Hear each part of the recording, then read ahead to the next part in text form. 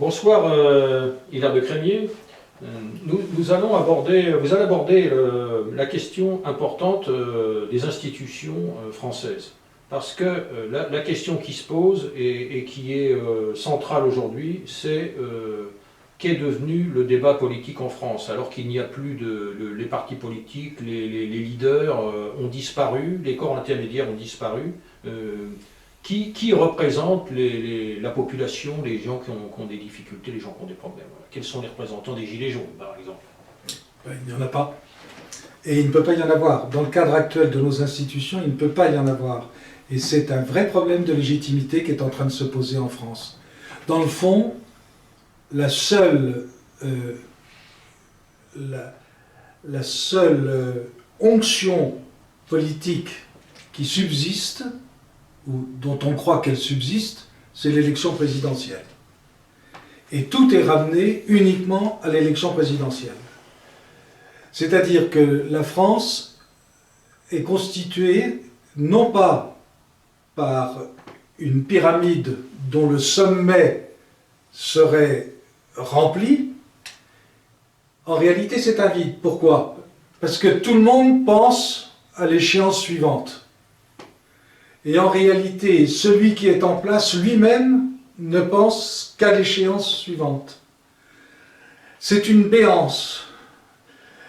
Le sommet de l'État en France est une immense béance. On dira, mais c'est la même chose partout. Non, non, aux États-Unis, d'ailleurs les présidentielles qui sont en train de se dérouler le montrent, c'est autre chose. Il y a même ce qu'on appelle un État profond, et surtout il y a une fédération d'États. Ce qui fait d'ailleurs que les élections présidentielles aux États-Unis ne ressemblent pas aux élections françaises. Mais en France, nous avons maintenant un quinquennat avec une élection au suffrage universel, et il suffit en gros d'avoir 19 à 20% au premier tour pour pouvoir espérer être gagnant au second tour, quel que soit le taux d'abstention. Et ça, c'est d'une gravité extrême parce que la seule élection qui compte, c'est l'élection présidentielle. Et comme en plus Macron a transformé les législatives et a transformé la vie politique du pays en faisant en sorte qu'il n'y a plus de véritable mandat représentatif local qui faisait que, malgré les théories absurdes du droit constitutionnel français, selon lequel il y a une représentation dite nationale de la souveraineté dite nationale, il y avait en réalité des députés maires, des sénateurs maires, qui étaient en quelque sorte les représentants de tout un pays, et qui donnaient une certaine consistance à la vie politique et à la représentation politique. Je ne dis pas que c'était ce qu'il y avait de mieux, mais en tous les cas, c'était quelque chose de vivant. Aujourd'hui, il n'y a plus rien. Il n'y a plus qu'un pouvoir exécutif, et ce pouvoir exécutif arrive avec un tas de promesses qu'il faut réaliser, qui sont toutes plus démagogiques les unes que les autres, en particulier les questions sociétales. Donc on va le plus loin possible, y compris jusqu'à l'infanticide, c'est-à-dire tuer un gosse de 9 mois. Il faut le faire, et on en arrive à ça, puisque après tout, il n'y a pas de raison de ne pas aller toujours plus loin, mais en réalité sans vision nationale, et d'autant plus que le titulaire lui-même ne croit plus en la nation, et ne croit plus que dans une sorte d'ordre européen, international, qui évidemment n'existe pas. Donc c'est tragique, parce qu'on a un exécutif en réalité inexistant, et comme il sait qu'il est inexistant, il devient de plus en plus autoritaire, de plus en plus autocratique et de plus en plus monocratique. Et on dit que c'est une monarchie parce que tous les imbéciles qui font semblant de réfléchir en France disent que c'est une monarchie. C'est le contraire d'une monarchie. La monarchie était suffisamment indépendante et suffisamment libre, et suffisamment libre par rapport au temps pour se permettre de laisser les libertés s'exprimer autour d'elle. Ce n'est plus le cas aujourd'hui. Et le législatif devient sans aucun intérêt, puisque ce ne sont plus que des gens qui sont élus dans la suite de la présidentielle et qui sont donc tout simplement là, comme une chambre dans un parlement croupion, une chambre d'enregistrement. C'est un législatif sans intérêt et d'ailleurs toutes les lois, même les prétendues propositions de loi, ne sont en réalité que des projets de loi déguisés, c'est-à-dire c'est toujours et indéfiniment le gouvernement et les fonctionnaires du gouvernement qui préparent l'appareil législatif.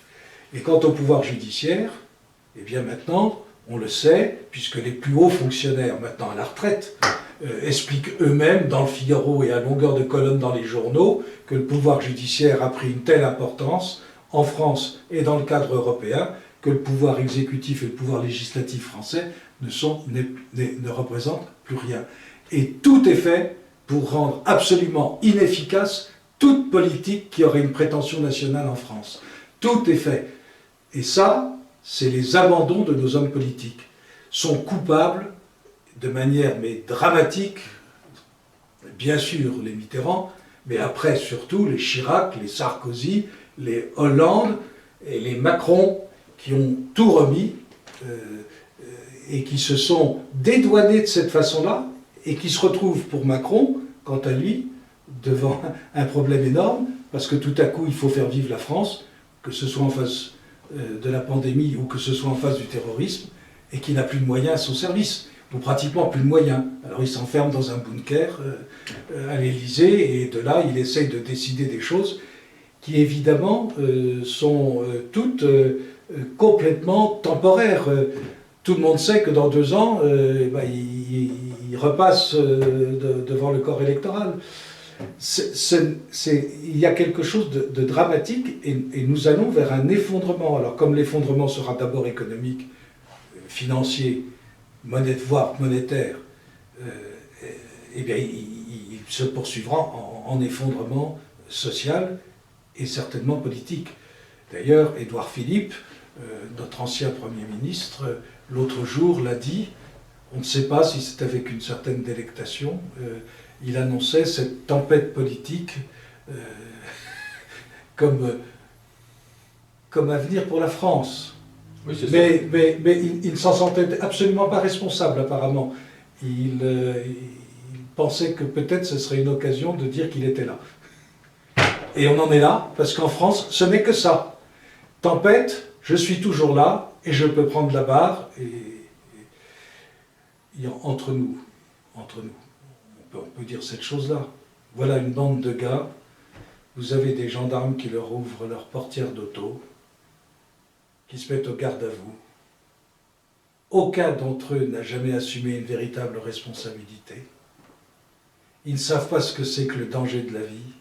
Ils ne savent même pas ce qu'est la vie. Et ils décident du sort d'une nation. Il y a quelque chose d'effrayant. On a un président qui n'a pas d'enfant, qui n'a jamais voulu en avoir. C'est aussi significatif. Alors, on voit bien, vous avez bien montré la toute-puissance du pouvoir présidentiel aujourd'hui, où on en est arrivé maintenant, et avec une perte de légitimité considérable, parce que la population n'y croit plus. On l'a vu aux dernières élections municipales, 70% d'abstention, c'est un record, surtout pour cette élection où les maires représentent encore les derniers intermédiaires de la population, et là, la population n'y croit plus, ne croit plus en ces institutions. Alors, quel avenir, comment les choses se présentent, comment elles peuvent évoluer? Mal. Elles ne peuvent évoluer que mal. Et d'ailleurs, il faut bien se rendre compte que pendant les 2 premières années de son mandat, Emmanuel Macron a méprisé les élus locaux. Il n'allait même pas dans le congrès des maires. Il n'éprouvait pas le besoin d'aller s'exprimer devant ceux qui représentent probablement le mieux ce qu'est le corps français, le corps électoral, sinon tout simplement le corps national. Et donc il y a une coupure. Et cette coupure, elle est en train de s'élargir. Et ça risque de devenir un abîme. Alors vers quoi va-t-on? Vraiment, aujourd'hui, personne ne peut le dire. Et d'ailleurs, je pense que maintenant, il y a encore des bons esprits en France même parmi les gens qui ne pensent pas forcément de la même manière, il y a encore de bons esprits en France, et tous les bons esprits sont inquiets, sont très inquiets de l'avenir. Personne ne sait ce que sera 2021, et encore moins 2022. On est en train de crier au secours là, pour les élections américaines, mais on ferait bien de commencer à crier au secours pour les élections présidentielles prochaines en France. Merci Hilaire, et rendez-vous à la À la prochaine prochaine fois. entretien. Au revoir.